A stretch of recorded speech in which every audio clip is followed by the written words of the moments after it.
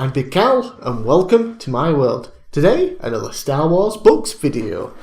And we have Path of Destruction, the first in the Darth Bane trilogy. And yeah, this was fantastic. I'm so glad I bought the trilogy all at once so I can continue reading through them. Already almost finished the third book at this point. So, Darth Bane. For those not familiar with him, Darth Bane was the Sith Lord who essentially came up with the rule of two. One master, one apprentice. One to embody the power, the other to crave it. So what that means essentially is that you have a master who's all powerful and knowledgeable, trains an apprentice. When they become powerful enough, they kill the master, take on an apprentice of their own. In order for the apprentice to kill the master, they have to become stronger than them. Thus, over the generations, the Sith become stronger and stronger and stronger every time. Rather than having a group of Sith, one to lead them, and then a bunch of them get together and kill the Sith leader, who might have been way stronger than them, but now he's been killed by a group who are much weaker, who couldn't do it on their own, and therefore he gets weakened over time. So Darth Bane, we start off with him mining cortosis, which is a rare sort of metal or something, and basically it can withstand lightsabers.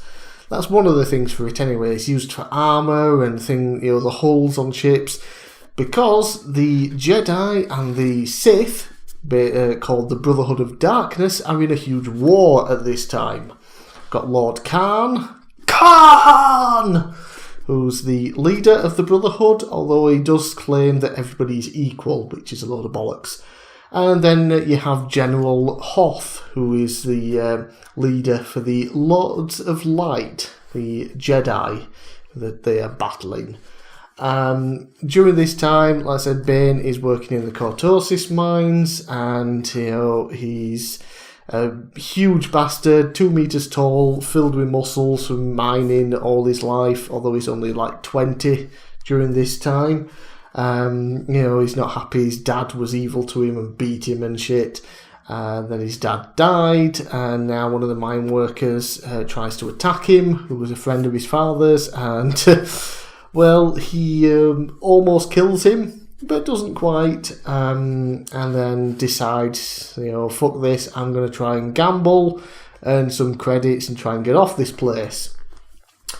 And during that time, some Republic soldiers show up to try and recruit some people, and nobody, of course, really likes the Republic out here, because here they are basically slave miners. They're working for credits, but at the same time, all these credits then goes towards, paying for food, electricity, the housing, and the prices are so incredibly high that they're constantly basically in debt. So they're not happy that they're doing all this mining, this cortosis for the armour and things for the Republic, while, they're basically being slaves. And, during this, there's like a whole chapter on a game of Sabacc, I think it is, which sounds very interesting actually. I would quite like to play it in real life. But yeah, they play Sabacc, and there's a bunch of Republic soldiers, and one of them ends up losing and gets pissed off, and they try and jump Bane. Bane kills one of them, and the only way really to escape justice and things from the Republic, who won't care that it was self-defense, just care that some miner killed a soldier. The only way for Bane to get away is to sneak aboard a ship and join the Sith. Now, the Sith at this time, there's the Brotherhood of Darkness, which are the Sith Lords that use all the Force, and then there's just the Sith Army, which are just soldiers. And at the time, Bane is just a soldier, until it's eventually revealed that he does have the Force within him, and then he goes to Korriban to train. And it's during here that he becomes very powerful, but then after he kills one of the fellow students in a sparring match, he sort of loses his will to go on, he loses his passion, and he fights someone else, gets utterly utterly destroyed. I'm talking multiple broken bones, broken nose, broken legs, broken arms, broken ribs, loses teeth. Just gets absolutely annihilated, but he's kept alive. And, he sort of becomes like, okay, I'm Bane. Hello, please leave me alone. Really nervous and scared until a Jedi decides to turn her back on the Jedi and join the ranks, and she's sexy apparently, and Bane kind of falls for her. She tries to manipulate him into killing the guy that destroyed Bane, because he's the top student and she wants to become the top student.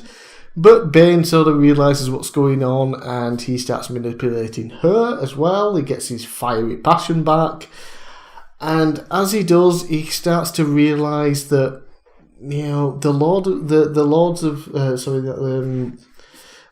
Brotherhood of Darkness are kind of shit, and their philosophies on what the Sith Lord should be is kind of stupid. So he buggers off on his own to these ancient tombs, finds nothing, is disappointed, and then everyone's called to battle. There's a planet called Rusan, which the Lords of Light are all there, so the Brotherhood of Darkness all go there, just so it's Jedi versus Sith Lords, to try and finish the war for good. Bane basically tells them to feck off, and he bugs off looking for another ancient tomb from a Sith Lord to try and find new knowledge and power. And he does just that, and it's fantastic. And he basically still pretending that he's shy and he's not very confident, and he's lost a bit of his passion, and he'll fall in line.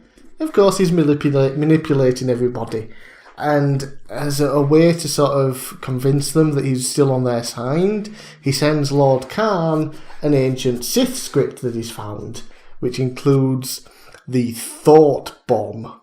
And Bane basically manipulates Lord Khan into unleashing this deadly Sith attack. And in doing so, over 100 Jedi are killed, and the entire Brotherhood of Darkness is destroyed along with it. Except for Bane, because he wasn't there.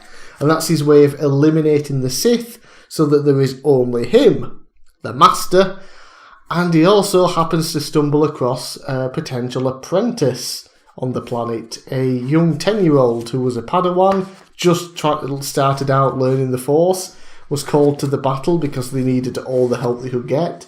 Her ship crashed, and she crash-landed but survived thanks to this alien species. They're described basically as giant blue fluff balls that communicate telepathically. And some Jedi find her with it, accidentally kill the creature. She goes fucking insane and snaps both of their necks with the Force. Bane shows up shortly after, sees what's happened, feels the power of the Force in her and the dark side, and takes her to be his apprentice. And that's where the book ends. It's fantastic. Really is an amazing book, going into the history of Bane, how we got how the dark side is so strong in him due to his upbringing and things like that. His time as a soldier when he didn't realise he had the Force but was still being able to draw upon it to help him. Then all his training and how he rises to the top, but then he falls because he doesn't seem to be in it anymore. Then he realises it's because the training on Korriban and the Brotherhood of Darkness are complete useless shites. This is not how the Sith should be. So he comes up with a better idea, the rule of two, manipulates everybody around him into doing his bidding when they don't realise it, and then he is left alone as the one true Lord of Darkness, Lord of the Sith, Darth Bane. And we also learn why he's called Bane as well, because his actual name is... give me a quick seckie-doodle. Dessel. Yeah. Hello, I'm Darth Dessel. Yeah, not really as intimidated, is it, as Darth Bane. And there's a cool, interesting little backstory as to why he's called Bane as well, why he picks that name. And that is just the first in the Bane trilogy. And yes, I've already read the second one, so I'm going to record that straight away, despite the fact it is eerily dark outside right now. And it's also raining rather heavily. That would explain things. So yeah, I'm bigcal. Thanks for watching. I'll see you again real soon for the second book in the Bane trilogy.